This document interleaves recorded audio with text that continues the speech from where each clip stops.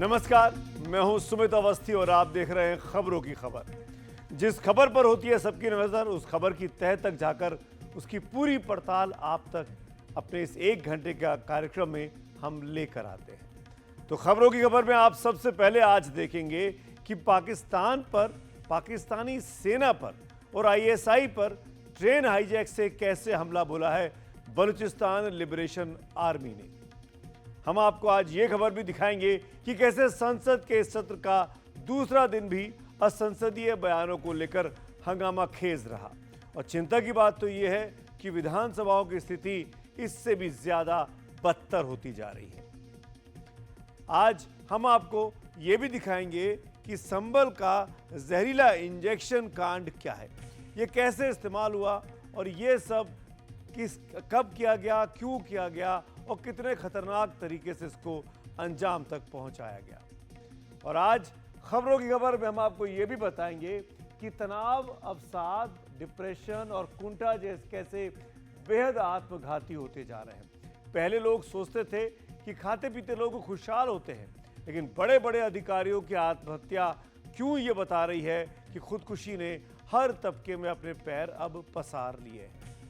लेकिन शुरुआत पाकिस्तान से करते हैं। पाकिस्तान पर एक तंजनुमा कहावत है कि दुनिया में हर देश के पास एक सेना होती है, लेकिन पाकिस्तान का दुर्भाग्य यह है कि वो सेना के पास एक देश है। एक ऐसा देश जिसकी सेना ने बहुत कहर कर बरपा है, लेकिन अब उसकी कीमत पाकिस्तान को, वहाँ के फौजियों को, आईएसआई को, सबको भुगतना पड़ रहा है। पाकिस्तानी सरकार और सेना के अत्याचारों से तंग आ चुके बलूचिस्तान में आज एक पूरी की पूरी ट्रेन हाईजैक कर ली गई। जी हां, पाकिस्तान में ट्रेन हाईजैक कर ली जाती है। इसे बलूचिस्तान लिबरेशन आर्मी के लड़ाकों ने अंजाम दिया है। इस खूनी हाईजैक में बीएलए के लड़ाकों ने 20 पाकिस्तानी फौजियों का भी काम तमाम कर दिया। ऐसी खबर आ रही है कि करीब 100 लोग ट्रेन में बंधक बनाकर अभी भी रखे गए हैं। इसको और विस्तार से समझने के लिए आप हमारी एक खास रिपोर्ट पाकिस्तान से देखिए।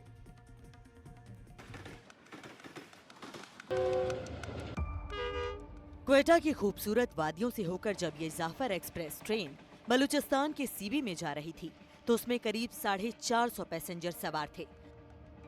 पाकिस्तानी फौजी थे, पाकिस्तान के डॉक्टर थे, लेकिन उन्हें क्या पता था कि ट्रेन अगवा हो जाएगी।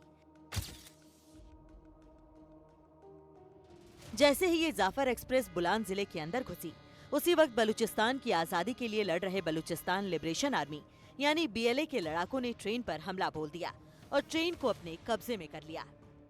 बहुत सारी टनल्स में से ट्रेन को गुजरना होता है, तो जैसे ही टनल के अंदर ट्रेन घुसी तो टनल के अंदर धमाका हुआ और पटरी टूटी और ट्रेन रुक गई। और फिर उसके बाद दहशतगर्दों ने ट्रेन पर फायरिंग शुरू कर दी टनल के दोनों जानिब से। और अभी की जो ताज़ा इतलात हैं उसके मुताबिक ट्रेन टनल में है और जो पैसेंजर हैं वो भी ट्रेन के अंदर हैं। ट्रेन में अपनी एक पुलिस भी होती है सिक्योरिटी के तौर पर, तो वो पुलिस जो है ट्रेन के अंदर मौजूद थी। उनके फायरिंग एक्सचेंज हुआ है दहशतगर्दों के साथ। जैसे ही खबर मिली, पाकिस्तान की सेना एक्शन में आ गई। पाकिस्तान की ये वही सेना है जिसके जुल्मो सितम के खिलाफ बीएलए के लड़ाके दिन रात जंग छेड़े रहते हैं। लेकिन पाकिस्तानी सेना की हालत तब पतली होने लगी जब बीएलए की तरफ से ये ऐलान सामने आया कि अगर पाकिस्तानी सेना ने कोई भी ऑपरेशन शुरू किया तो बंधकों को मार गिराया जाएगा।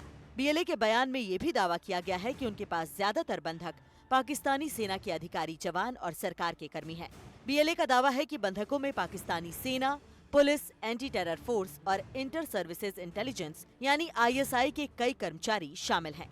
इसमें पंजाब के भी लोग शामिल हैं। ये सभी छुट्टी पर पंजाब जा रहे थे। बीएलए के आक्रामक तेवर से पाकिस्तानी सेना और पाकिस्तान की सरकार को सांप सूंघ गया है।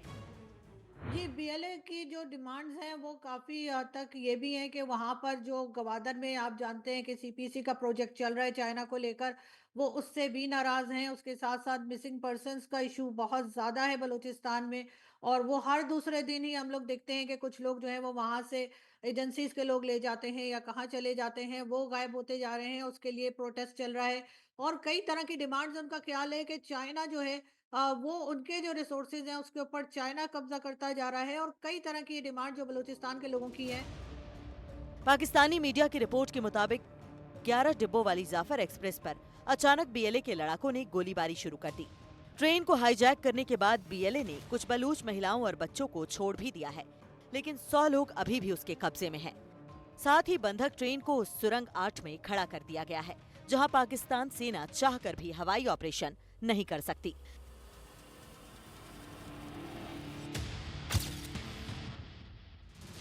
इस घटना के बाद क्वेटा और आसपास के अस्पतालों में इमरजेंसी घोषित कर दी गई है, लेकिन उस बलूच बहुल इलाके में पाकिस्तानी सेना के दांत खट्टे होने लगे हैं।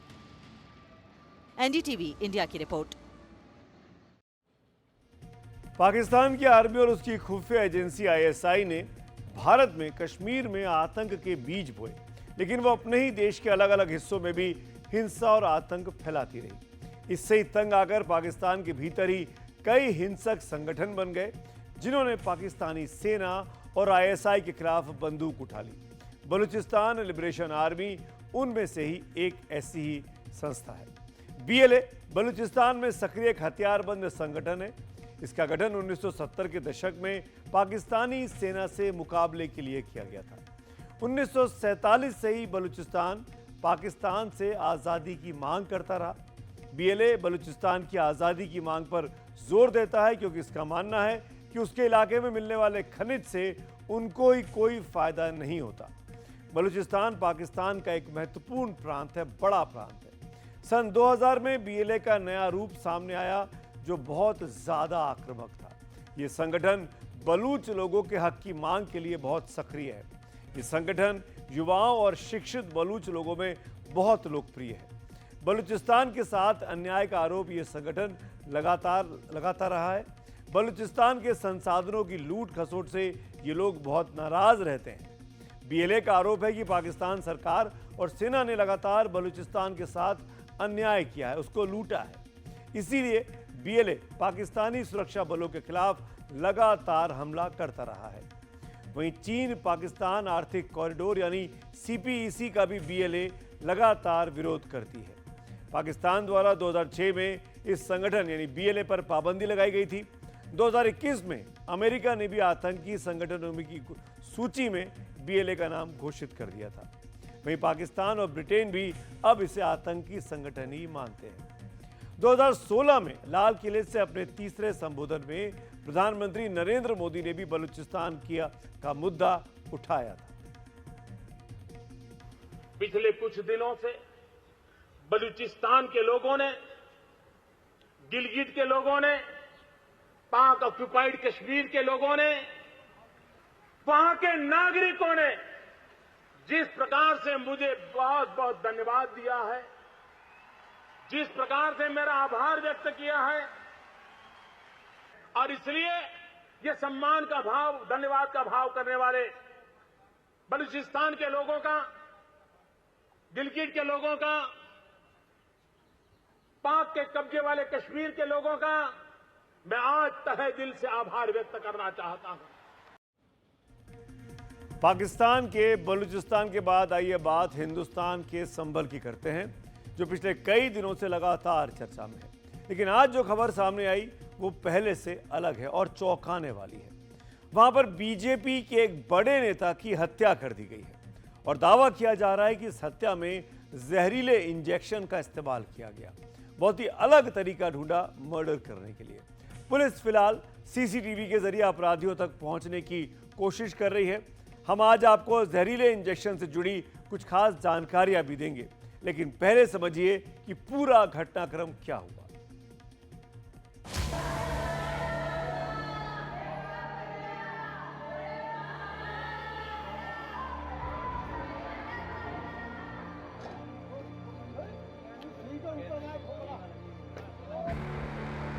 संभल में 10 मार्च की दोपहर ऐसा क्या हुआ जिसके बाद पूरे इलाके में हड़कंप है।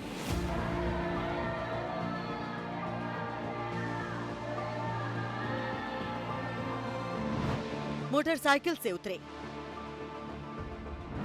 चारपाई के पास पहुंचे, दो ने हाथ पकड़ा, तीसरे ने इंजेक्शन लगा दिया। बीजेपी नेता को इंजेक्शन देकर मार डालने की वारदात का सच क्या है?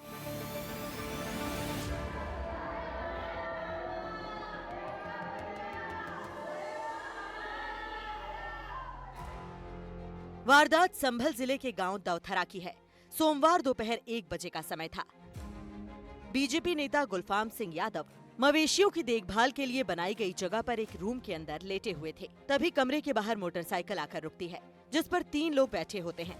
तीनों युवक कमरे के अंदर आते हैं और गुलफाम सिंह से कुछ कहते हैं। इतने में 2 लोग गुलफाम का हाथ पकड़ते हैं और तीसरा उनके पेट में इंजेक्शन लगा देता है।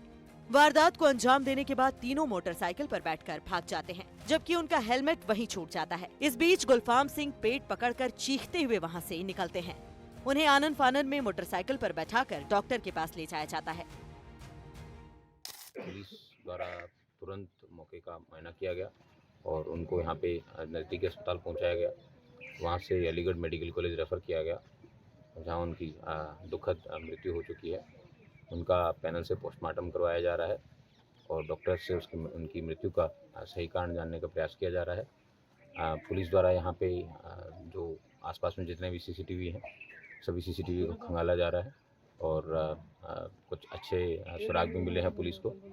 जल्द ही जिन व्यक्तियों द्वारा ये इंजेक्शन मारने की घटना कारित की गई है, उन व्यक्तियों को गिरफ्तार कर विधिक कार्रवाई सुनिश्चित की।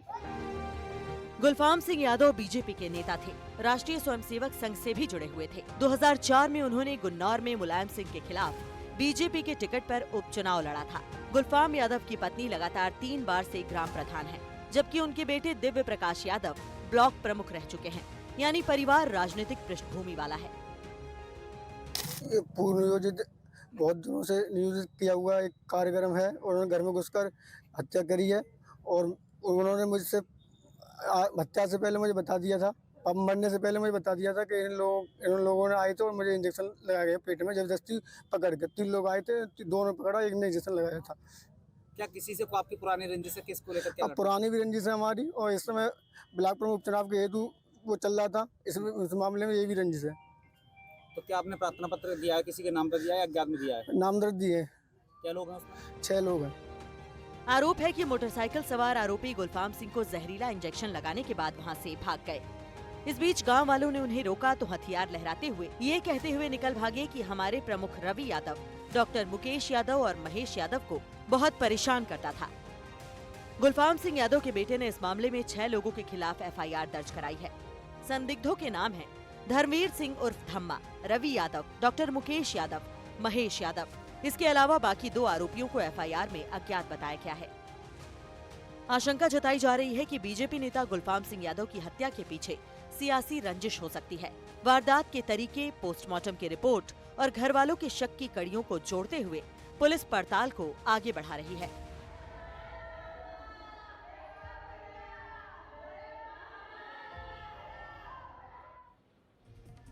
संभल का ये केस कई मामलों में बहुत अलग है। वारदात का तरीका यानी हत्या करने का तरीका बेहद चौंकाने वाला है, बहुत ही फिल्मी अंदाज में हुआ है। हत्या में इंजेक्शन का इस्तेमाल किया गया, न गोली चलाई गई, न चाकू मारा गया, इंजेक्शन का इस्तेमाल किया गया। ये पोस्टमार्टम रिपोर्ट आने के बाद ठीक ठीक पता चलेगा कि जो ये दावा किया जा रहा है कि वो इंजेक्शन से मारा गया, ये कितना सच है। लेकिन इंजेक्शन के इस्तेमाल को लेकर हमने कुछ जानकारी इकट्ठा की है, जिसे आप भी जरूर सुनना चाहेंगे। सुनिए देश के 2 बड़े डॉक्टरों को इस बारे में क्या कहना है। कोई भी इंजेक्शन पेट में लगाते समय अगर जिसको लगाया जा रहा है वो हिल जाएगा तो जो सुई है, अनाड़ी आदमी लगा रहा है, जो डॉक्टर नहीं है, तो वो सुई फाड़ देगी हाथ को। मूवमेंट से इंटेस्टाइनल टीयर हो सकता है, जिससे मौत हो सकती है। अब ये 1 आदमी ने लगाया है, 3 आदमियों ने लगाया, ये देखने का विषय है। पोस्टमार्टम के बाद रिपोर्ट आएगी। लेकिन मैं आपको एज ए डॉक्टर ये बताना चाहता हूँ कि पेट में पहले कुत्ते काटने के इंजेक्शन लगाए जाते थे, 14 इंजेक्शन लगते थे। इसके अलावा हम कभी कभी हिपैरिन देते हैं या कभी कभी कुछ और इंजेक्शन सबक्यूटेनियस देते हैं जो खतरनाक नहीं होते हैं, और इस तरह के किसी इंजेक्शन से सडन डेथ नहीं हो सकती। जहरीली चीज़ों में आर्सेनिक होता है, कैल्शियम का इंजेक्शन सडनली अगर नस में चला जाए उससे डेथ हो सकती है। ये शॉक से होती है डेथ, कि इस वजह से डेथ हुई कि मेरे पेट में जहर चला गया। इस बात से भी, जैसे कि आपको पता है 20% जहरीले सांप होते हैं, 80% जहरीले सांप नहीं होते, लेकिन सांप के कांटे से घबराहट में, डर से मौत हो जाती है। बहुत सावधानी से इसका पोस्टमार्टम होगा और कल तक पूरी बात सामने आ जाएगी। हाँ, ऐसा कोई इंजेक्शन कोई हो सकता है जिससे ब्लड में क्लॉटिंग हो जाए, जिससे जैसे मैंने बताया कैल्शियम ग्लूकोनेट सडनली ब्लड में चला जाए तो डेथ हो सकती है, आंत फट जाए, परफोरेशन हो जाए तो डेथ हो सकती है। ऐसा हो सकता है कि आर्सेनिक का कोई सॉल्ट हो, उससे हो सकती है। और क्रिमिनल अगर थे तो ये चाकू लाते, इंजेक्शन क्यों लाए? ये तो टेरराइज कराए उसको और इससे घबराहट में डेथ हो गई। कुछ वर्ष पहले 2016 या 2015 में एक सुनंदा पुष्कर नाम की महिला थी, उनका मर्डर हुआ था यहाँ लीला होटल दिल्ली में। उसमें भी ये संदेह जताया गया था कि उनको नीडल के मार्क्स थे उनके हाथों पे, कि उनको कोई लीथल इंजेक्शन देके ही मारा गया। फिर एक और दवाई दे सकते हैं, जैसे पोटेशियम क्लोराइड होता है। पोटेशियम भी हार्ट की गतिविधि को बंद कर देता है। तो आप देखिए, लीथल इंजेक्शन में आपके जो सोडियम थायोपेंटोल, फेनोबार्बिटॉल और उसके पेनक्यूरियम, जो एक ये भी एनेस्थीसिया में यूज होती है, पेनक्यूरियम ब्रोमाइड, ये पैरालिसिस कर देती है और उससे मृत्यु हो जाती है। और पेविलोन हम लोगों ने देखा है, पोटेशियम क्लोराइड, पोटेशियम साइनाइड। लेकिन पोटेशियम क्लोराइड तो मिल जाता है, उसकी भी अगर डोज ज़्यादा लगा दोगे तो उससे भी मृत्यु हो जाती है। तो मैं यही कहूँगा, ये बिल्कुल संभव है और ये एक नया तरीका लोगों ने ढूंढा है। इसमें अब देखते हैं क्या निकल के आता है आखिर में, और कहाँ से उनको दवाई मिली, कौन सी दवाई मिली, क्या लगाया है, इसका आई थिंक ये जांच का विषय है। यूपी के संभल के बाद यूपी की ही एक और खबर की बात करते हैं।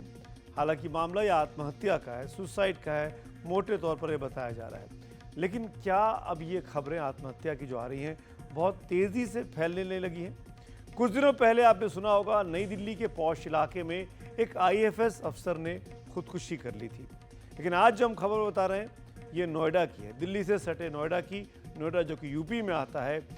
GST के डिप्टी कमिश्नर थे संजय सिंह, उन्होंने खुदकुशी कर ली। ये उनकी तस्वीर है।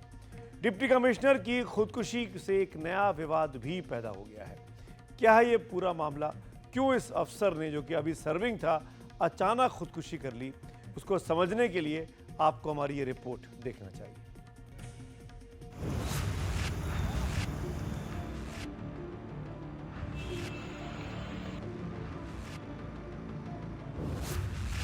मानो एक धमाका हुआ। उस धड़ाम के शोर में सिर्फ एक सरकारी अधिकारी की मौत ही नहीं, सिस्टम की टूटती सांसों की कहानी भी समाई है।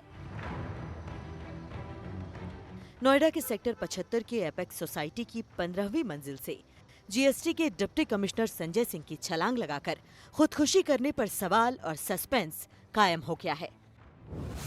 पुलिस का कहना है कि संजय सिंह कैंसर से परेशान थे, इसलिए आत्महत्या कर ली। लेकिन संजय सिंह के परिजनों का कहना है कि वो विभाग के दबाव वाले कामकाज से इतना परेशान थे कि अपनी जान ले ली। यानी खुदकुशी तो हुई, लेकिन इसकी वजह पर अलग अलग राय हैं। हमें उनसे कोई डर नहीं कि उनको कुछ होने वाला है, बट ये जो हुआ, ये जो चीज हुई ना, इट वाज नॉट नॉर्मल। कहीं ना कहीं उनके पास आपके जो ये व्यवस्था है, आपकी ये व्यवस्था के शिकार हुए हैं। एक सीनियर सरकारी अधिकारी की खुदकुशी की घटना से 4 दिन पहले एक युवा IAFS अधिकारी जितेंद्र रावत ने नई दिल्ली के चाणक्यपुरी इलाके में 4 मंजिला इमारत से कूदकर जान दे दी थी। हम आपको बताएंगे कि क्या खुदकुशी एक महामारी बनती जा रही है?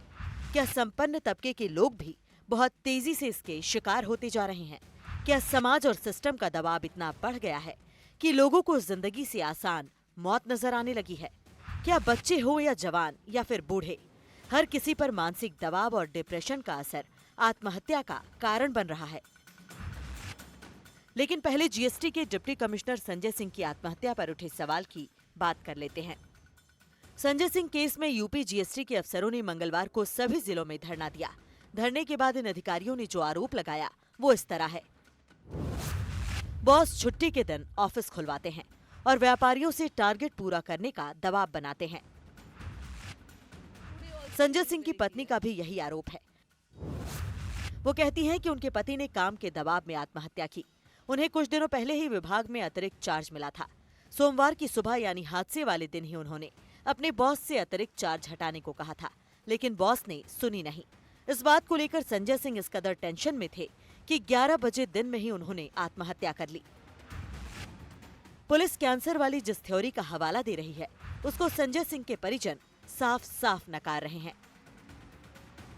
10 वर्ष पहले उसे प्रोस्टेट कैंसर डिटेक्ट हुआ था और ये जो दिल्ली में राजीव गांधी संस्थान है ना, वहाँ से वो पूरी तरह से क्योर हो गया था और फर्स्ट स्टेज पे ही चूंकि डिटेक्ट हो गया था प्रोस्टेट कैंसर, और वो पूरी तरह से स्वस्थ हो जाने के बाद अभी जो आजकल की जो बात है उसकी स्थिति है बिल्कुल स्वस्थ था। और जो कैंसर की फॉलोअप दवाइयाँ जो होते हैं ना, कभी कभी एक आध दो वो उसको लेनी पड़ती थी। पुलिस ने मीडिया के सामने आकर कुछ नहीं कहा, लेकिन जीएसटी अधिकारियों के संगठन की वर्चुअल मीटिंग में तय किया गया कि संजय सिंह की खुदकुशी की जांच सीबीआई को सौंपने की मांग मुख्यमंत्री योगी आदित्यनाथ से की जाएगी। संजय सिंह के परिजनों को 1 करोड़ रुपए मुआवजा और आश्रित को ओएसडी के राजपत्रित पद पर नियुक्त करने की मांग की गई। पिछले 6 महीने में दिए गए सभी मौखिक आदेशों और छुट्टी के दिन जबरन ऑफिस खुलवाने की एसआईटी से जांच की मांग की गई। साथ ही गाजियाबाद के एडिशनल कमिश्नर महोदय के असंवेदनशील बयान के विरुद्ध निंदा प्रस्ताव पेश किया गया। लेकिन बड़ा सवाल ये है कि जिनकी जिंदगी सामने से संपन्न और खुशहाल नजर आती है, उनकी जिंदगी में निराशा का वो गहरा अंधेरा क्यों है, जिसमें वो मौत के कुएं में खुद ही छलांग लगा देते हैं। आत्महत्या हमेशा एक ही कारण का परिणाम नहीं होती। इसमें व्यक्ति की संवेदनशीलता और पर्यावरणीय कारकों इन्वायरमेंटल फैक्टर के बीच जटिल संबंध होता है। कुछ लोग जन्मजात रूप से ही अत्यधिक संवेदनशील होते हैं और यदि उन पर लगातार तनाव या दबाव बना रहे तो उसका मुकाबला करने का तंत्र, कोपिंग मैकेनिज्म जिसको हम कहते हैं, कमजोर हो सकता है। कभी कभी तनाव या जीवन की चुनौतियां इतनी तीव्र हो सकती हैं कि मानसिक संतुलन को अस्थिर कर देती हैं, भले ही व्यक्ति पहले से मजबूत हो। इसलिए इस मामले में कैंसर जैसी बीमारी और कार्यस्थल का दबाव दोनों ही संभावित ट्रिगर हो सकते हैं। आत्महत्या अभिशाप है, लेकिन इस अभिशाप का शिकंजा हमारे समाज पर बहुत तेजी से जकड़ता जा रहा है। इसलिए जरूरत है इससे बचाव की। नोएडा से पंकज झा की रिपोर्ट, एनडीटीवी इंडिया के लिए।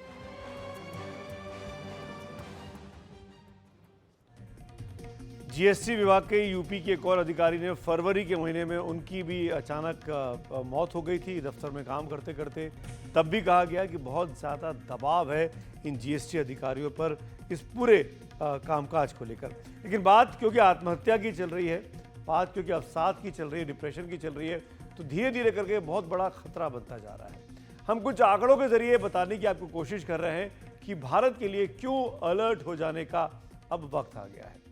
आपको जानकर ताज्जुब होगा कि दुनिया में सबसे ज्यादा आत्महत्या भारत में होती है और यह आंकड़ा नेशनल क्राइम रिकॉर्ड ब्यूरो का है। यहां पर हर 10 लाख लोगों में 124 लोग भारत में आत्महत्या कर लेते हैं। अगर मैं इसको पूरी आबादी पर फैला दूं तो 2022 के जो आंकड़े हैं वो चौंकाने वाले हैं। 2022 में रिपोर्टेड सुसाइड्स 1,71,000 की आई थी। 2021 में यह आंकड़ा 1,64,000 का था। यानी साल दर साल ये आंकड़ा बढ़ता जा रहा है, जहाँ पे लोग अपनी जान खुद ले रहे हैं। वही एनसीआरबी की 2021 की रिपोर्ट से ये भी हमको पता चलता है कि समाज के किस तबके के लोगों में खुदकुशी की टेंडेंसी ज़्यादा बढ़ती जा रही है। सबसे ज़्यादा खुदकुशी के मामले दिहाड़ी मजदूरों के सामने आते हैं, 25.6%। दूसरे नंबर पर हाउसवाइफ यानी गृहिणियाँ आती हैं, 14.1%। तीसरे नंबर पर सेल्फ एम्प्लॉयड आते हैं, 12.3% का आंकड़ा है। चौथे नंबर पर पेशेवर वेतनभोगी लोग हैं, 9.7%। पांचवें नंबर पर बेरोजगार हैं, 8.4%। और 8% के साथ छठे नंबर पर छात्रों की बारी आती है। और 7वें नंबर पर कृषि क्षेत्र से खुदकुशी की जो घटनाएं सामने आती हैं वो आंकड़ा है 6.6%। यानी हर तबके में धीरे धीरे ये कुंठा, अवसाद, डिप्रेशन जो है वो सुसाइड का रूप लेता जा रहा है, जो कि बहुत ज़्यादा खतरनाक है। आइए आगे बढ़ेंगे अगली खबर की ओर, और ये खबर हम संसद से लेकर आए हैं। संसद में बजट सत्र के रिसेस के बाद का दूसरा दिन चल रहा है। बजट सत्र का दूसरा चरण शुरू हो चुका है, 2 दिन हो चुके हैं।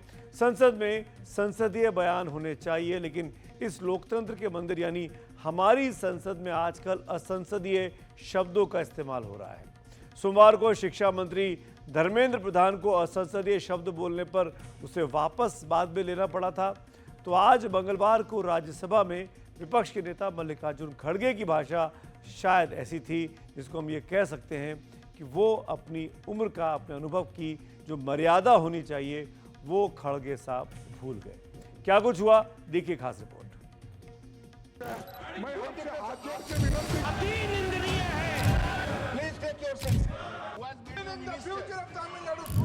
मेरा बोलना है, हम बोलने के लिए तैयार भी किए हैं और आपको क्या क्या है ठीक से लेकिन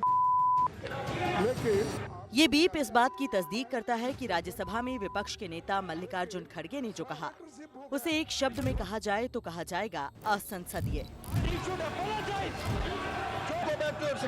मंगलवार को राज्यसभा में चेयर पर उपसभापति हरिवंश नारायण सिंह विराजमान थे। उन्होंने कांग्रेस सांसद दिग्विजय सिंह को बोलने के लिए कहा, लेकिन बीच में खड़गे बोल पड़े। उपसभापति ने टोका तो खड़गे की जुबान असंसदीय हो गई। खड़गे के असंसदीय भाषण पर अचानक सदन में हंगामा मचा। खुद उपसभापति हरिवंश ने खड़गे के बयान पर कड़ा एतराज जताया। आप बहस आपस में करेंगे, आपसे उम्मीद करता हूं कि आप बातचीत में आप बड़े अनुभवी हैं, आपसे लोग सीखेंगे। उपसभापति प्लीज प्लीज बोलते रहे, लेकिन खड़गे अपने रॉ में थे। उनके तेवर से लग रहा था कि जैसे असंसदीय शब्द का इस्तेमाल वो कर रहे हैं, उनका उन्हें रत्ती भर मलाल नहीं है।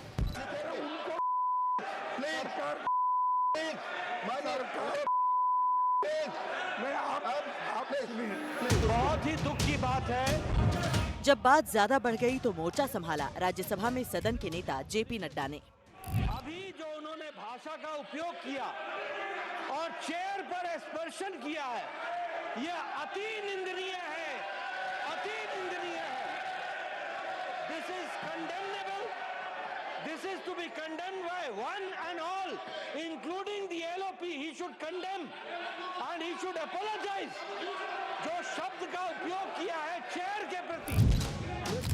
सदन के नेता की बातों के बाद खड़गे को लगा कि उनकी जुबान कमान से निकली तीर की तरह चल तो चुकी है, लेकिन वाकई असंसदीय हो गई है।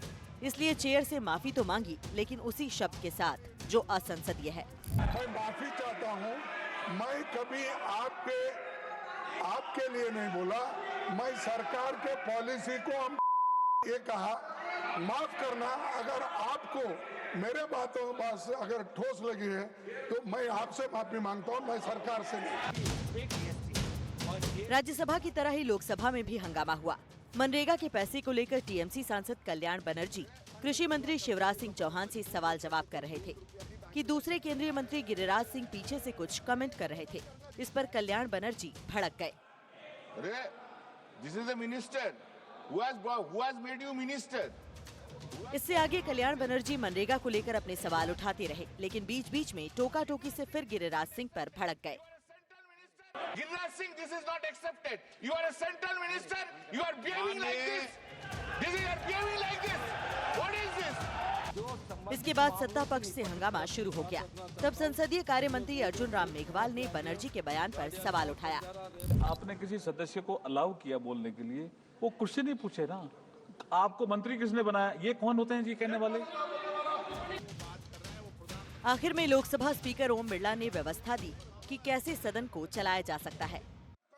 बजट सत्र के दूसरे खंड का ये दूसरा दिन था, लेकिन संसद में असंसदीय शब्दों की शुरुआत सोमवार को पहले ही दिन हो गई थी, जब लोकसभा में टीएमसी सांसद कनिमोझी पर शिक्षा मंत्री धर्मेंद्र प्रधान भड़क गए।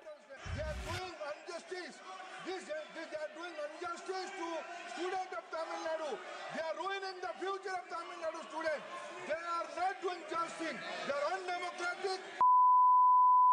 इस पर विपक्ष और खासकर डीएमके का विरोध बहुत तेज और तीखा हो गया, बल्कि कनिमोझी ने तो इसे तमिलनाडु की भावनाओं से जोड़ दिया। Very pained and hurt that the minister, in his reply in Parliament today, has called the members of Parliament, the Tamil Nadu government and the people of Tamil Nadu. तब तक शिक्षा मंत्री धर्मेंद्र प्रधान को भी लग गया था कि बात कुछ ज्यादा खराब हो गई है, इसलिए उन्होंने अपने शब्द को वापस ले लिया। One of the dearest sister, senior member of this house, Honorable Kanimozhi ji, has raised 2 points. On one point, she raised, I mentioned a word which I should not use regarding on the members of my Tamil Nadu, on the government of Tamil Nadu and people of Tamil Nadu. Let us not mix. I am not. Let me first withdraw my word. If it hurts my word to anybody, I withdraw my words. I don't have an issue on that. संसद में तो जुबानी जंग चली, लेकिन विधानसभा में मर्यादाओं का हनन हाथ उठाने और मारपीट तक पहुंचने लगा है। ताजा मामला ओडिशा विधानसभा का है। आप अपने टीवी स्क्रीन पर देख रहे हैं कि किस तरह माननीय विधायक गण अपनी सभ्यता और संसदीय परंपरा की मिसाल पेश कर रहे हैं। दरअसल ओडिशा विधानसभा में मंगलवार को प्रश्नकाल के दौरान भाजपा विधायक जयनारायण मिश्रा और कांग्रेस विधायक तारा प्रसाद बहिनीपति के बीच तीखी नोकझोंक हो गई। एनडीटीवी को सूत्रों से मिली खबरों के अनुसार ये मौखिक विवाद जल्द ही हाथापाई में बदल गया, जिससे सदन में मौजूद अन्य सदस्य सदमे में आ गए। कांग्रेस विधायक बहिनीपति ने आरोप लगाया कि जयनारायण मिश्रा ने उनको कॉलर पकड़कर झकझोरा। फिर तो सत्ता पक्ष से बीजेपी और विपक्ष से कांग्रेस के सदस्यों ने वेल में जाकर जमकर हंगामा किया। ये सब उस विधानसभा में हुआ जहां मुख्य विपक्षी दल बीजू जनता दल है और जिसके अनुशासन और संसदीय गरिमा की तारीफ खुद प्रधानमंत्री नरेंद्र मोदी लोकसभा में कर चुके हैं। मैं 2 दलों का आज मैं उल्लेख करना चाहूंगा, एक एनसीपी और दूसरा बीजेडी। इन दोनों दलों की विशेषता देखिए, उन्होंने खुद ने डिसिप्लिन तय किया है कि हम वेल में नहीं जाएंगे, और मैं देख रहा हूं एक बार भी उन्होंने एक भी सदस्य ने नियम को तोड़ा नहीं है। हम सभी राजनीतिक दलों को सीखना होगा, इंक्लूडिंग माय पार्टी, हम सबको सीखना होगा कि ये नियम का पालन करने के बावजूद भी न एनसीपी की राजनीतिक विकास यात्रा को कोई रुकावट आई है, न बीजेडी की राजनीतिक विकास यात्रा को रुकावट आई है। मतलब वेल में न जाकर के भी लोगों के दिल जीत सकते हैं। इन दोनों दलों की विशेषता। लेकिन प्रधानमंत्री मोदी के विचारों को कांग्रेस तो छोड़िए, ओडिशा में उनकी पार्टी के विधायक भी सुनने को तैयार नहीं दिखे, जबकि बीजेपी वहां सत्ता में है। एनडीटीवी इंडिया की रिपोर्ट।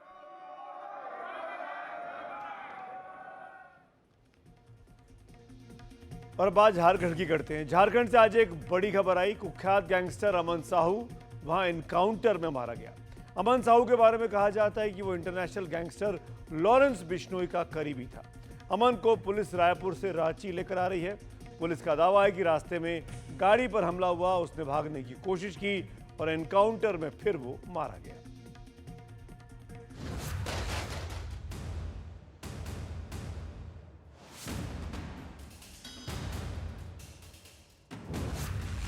सबसे पहले आपको बताते हैं कि गैंगस्टर अमन साहू का एनकाउंटर कैसे हुआ। दरअसल झारखंड पुलिस की टीम अमन साहू को रायपुर सेंट्रल जेल से ट्रांजिट रिमांड पर लेकर रांची आ रही थी। एटीएस यानी एंटी टेररिस्ट स्क्वाड की टीम जैसे ही पलामू जिले के चैनपुर रामगढ़ रोड पर पहुंची, अमन साहू गिरोह के सदस्यों ने वाहन पर सुतली बम से हमला कर दिया। कहा जा रहा है कि इसी दौरान अमन साहू ने एटीएस के जवान से इंसास राइफल छीनकर भागने की कोशिश की। उसको सरेंडर करने के लिए कहने पर अमन साहू ने फायरिंग शुरू कर दी और जवाबी कार्रवाई में अमन मारा गया। मेरे पीछे देख रहे हैं तो यही वो जगह है जहां सुबह में यह घटना हुई थी। जो अमन साहू जो कुख्यात अपराधी है उसमें उसको यहां से लिया जा रहा था और फिल्मी स्टाइल में ही यहां पर अमन साहू के जो गुर्गे हैं जो यहाँ जो ले जा रहा था, उसी में यहाँ अमन साहू को सूत्री बम से हमला किया गया था, जिसमें एटीएस की जो पुलिस थी उससे अमन साहू जो है राइफल छीनकर भागने के क्रम में पुलिस और अमन साहू के बीच में मुठभेड़ हुई। उसको पूछताछ पे नहीं लाया जा रहा था। वो रायपुर जेल के में रायपुर के मामले में उसको जयपुर भेजा गया था। फिर एक झारखंड के कोर्ट में उसकी ट्रायल के लिए उपस्थिति थी, उसको उसके लिए लाया जा रहा था, पूछताछ के लिए नहीं लाया। नहीं, रिमांड पर नहीं था, ट्रांजिट पर था वो। और चूंकि वो एक बड़ा सातिर अपराध कर्मी है, इसको ट्रांजिट में लाने के लिए हम लोगों ने एटीएस की टीम भेजी थी। साधारण पुलिस की टीम नहीं थी, एटीएस की टीम थी। लेकिन फिर भी उसके साथ ऐसी घटना की तो जिसके चलते सब हुआ। झारखंड पुलिस के एनकाउंटर स्पेशलिस्ट प्रमोद कुमार सिंह उर्फ पीके ने अमन साहू का एनकाउंटर किया। पुलिस का कहना है कि उसे रास्ते में कुछ अनहोनी की आशंका थी। यही वजह है कि पीके को ये जिम्मेदारी दी गई, जो कि एटीएस में डीएसपी के पद पर तैनात हैं। इस पूरे मामले को हजारीबाग एनटीपीसी डीजीएम गौरव कुमार की हत्या से जोड़कर देखा जा रहा है। गौरव कुमार की हत्या की गुत्थी सुलझाने में पुलिस के हाथ अभी भी खाली हैं। हालांकि एक दिन पहले ही पुलिस ने कहा था कि झारखंड में जो आपराधिक घटनाएं होती हैं, उसे जेल में बंद अमन साहू, अमन श्रीवास्तव और विकास तिवारी गिरोह अंजाम देता है। इसके लिए विदेशी नंबरों का इस्तेमाल कर धमकी दी जाती है। ये केस हमारे लिए चैलेंज है और इसमें एसआईटी बनाई गई एसपी के स्तर से, उसमें डीएसपी के स्तर के अधिकारी और बाकी इंस्पेक्टर थानेदार लगाए गए हैं। मैं उम्मीद करता हूं कि अगले कुछ दिनों में हमको इसका खुलासा करने का। अमन साहू मूल रूप से रांची के ठाकुर गांव का रहने वाला है। अमन पर छत्तीसगढ़, झारखंड, उड़ीसा समेत कई राज्यों में 150 से ज्यादा मामले दर्ज थे। पहले वो झारखंड के सरायकेला जेल में बंद था, लेकिन जब जेल से भी उसका गैंग तेजी से अपराधों को अंजाम दे रहा था, तब उसे छत्तीसगढ़ की रायपुर सेंट्रल जेल में भेज दिया गया। अमन साहू को एक आपराधिक मामले में 6 साल की सजा सुनाई गई थी, जबकि एक और मामले में उसे 3 साल की सजा सुनाई गई थी। ऐसे अपराधियों का ऐसे ही हश्र होता है कि जब कोई भी अपराधी अगर पुलिस के ऊपर गोली चलाएंगे तो पुलिस तो चुपचाप यूं ही नहीं रहेगा, पुलिस भी गोली चलाएगी। अपराधी अपराधी होता है और अपराधी फरार नहीं हुआ, ये बड़ी बात है। हमारी सरकार लॉ एंड ऑर्डर को लेके गंभीर दिनों दिन होते जा रही है। अमन साहू के जाने के बाद से थोड़ी राहत तो होगी, पर झारखंड में ये लिस्ट लंबी है।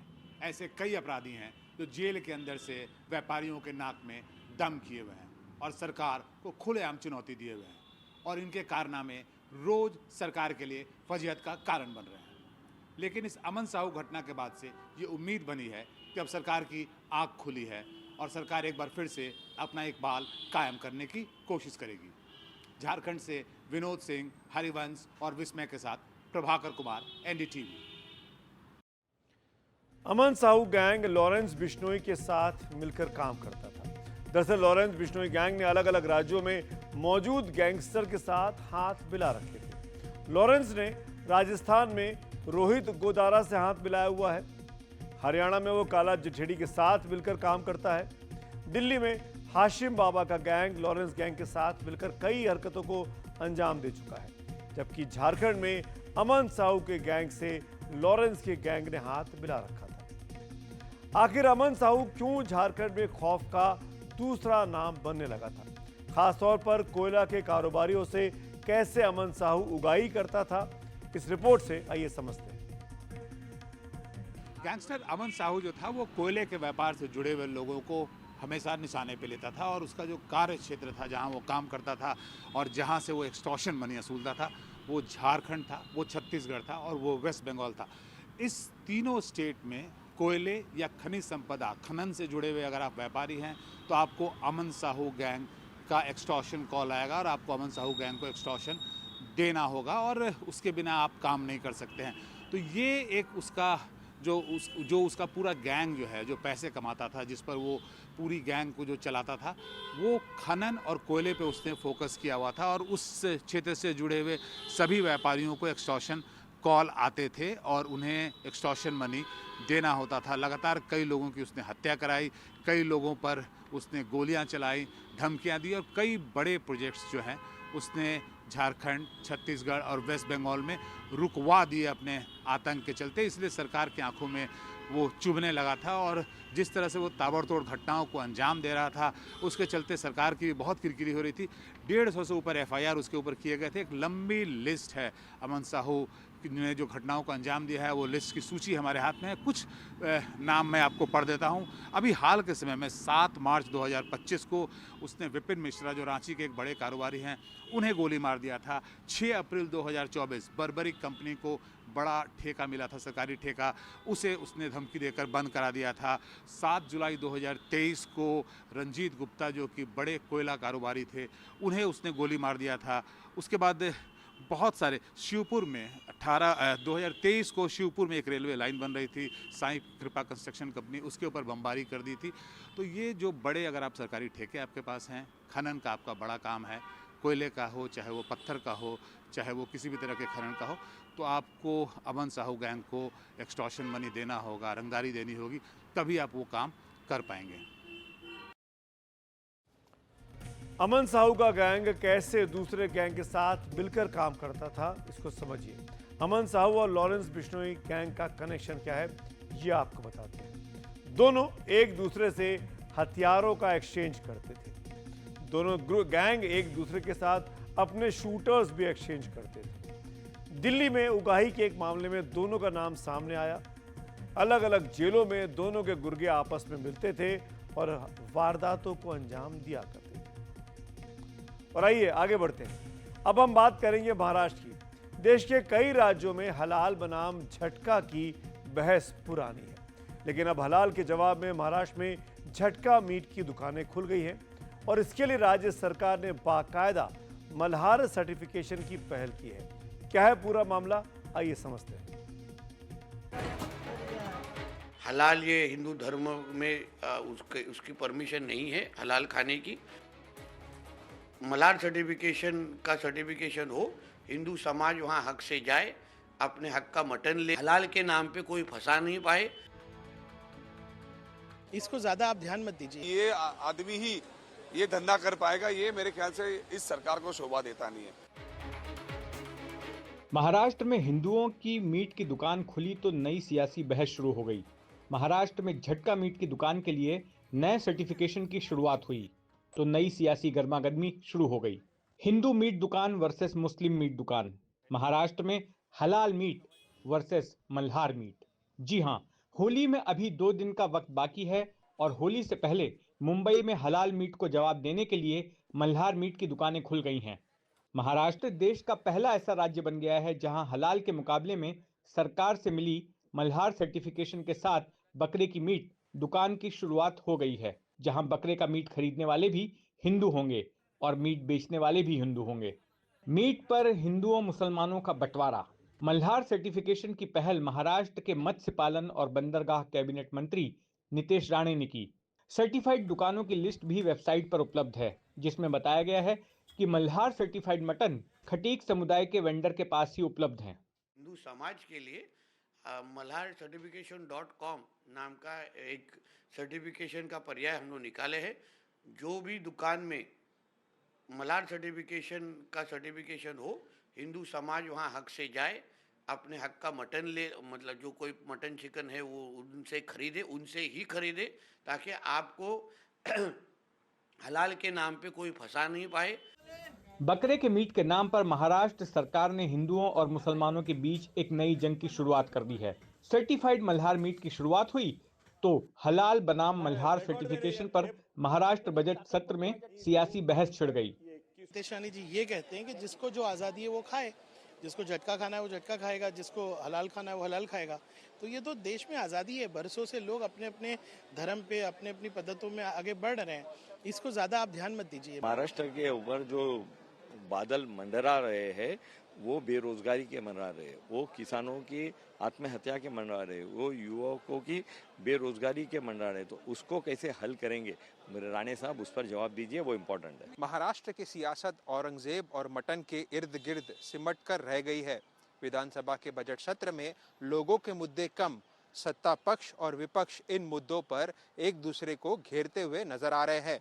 कैमरामैन संदेश के साथ अभिषेक अवस्थी, एनडीटीवी इंडिया, मुंबई।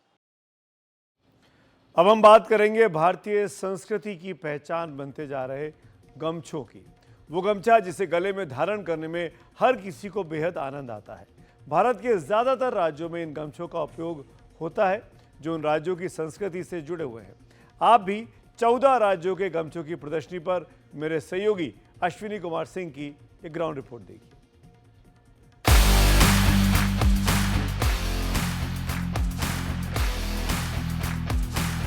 केरला में हमेशा वैसे साधारण गमछा को तोर्त कहते हैं और तोर्त भी वही बाकी लाल काल पीला गमछा के जैसे उसी काम में उपयोग होता है।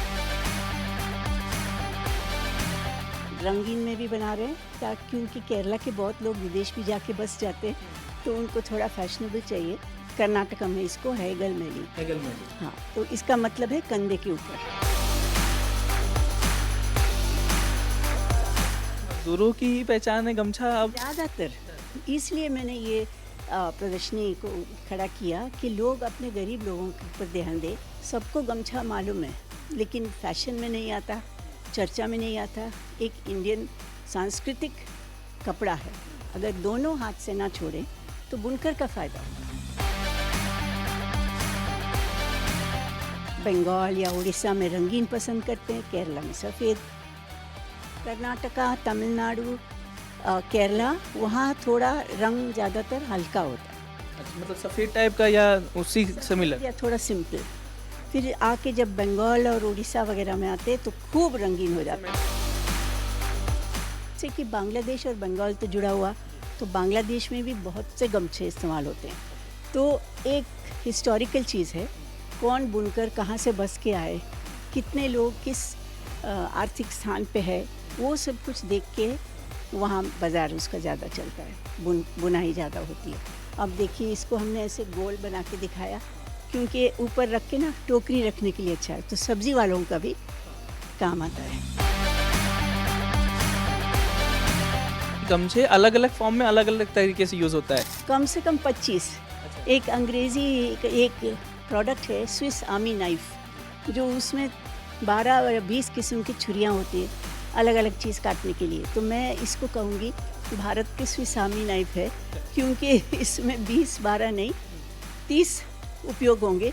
और एक बिहार की लड़की ने मुझे बोला हम इससे घर पे मच्छर भी मारते हैं।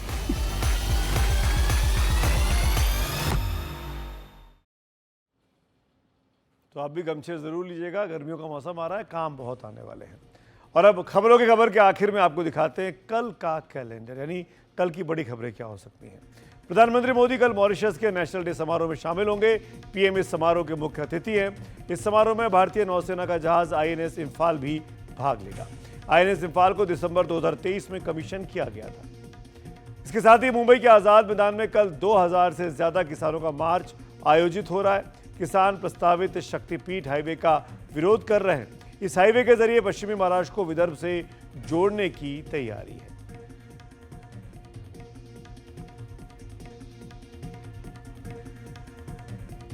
तो आज खबरों की खबर में मेरे साथ इतना ही, लेकिन जाते जाते आपको बताते जाऊं, एक नया कार्यक्रम लेकर हम हाजिर होने वाले हैं। क्या ये कार्यक्रम कानून से जुड़ा हुआ, जरूर देखिएगा।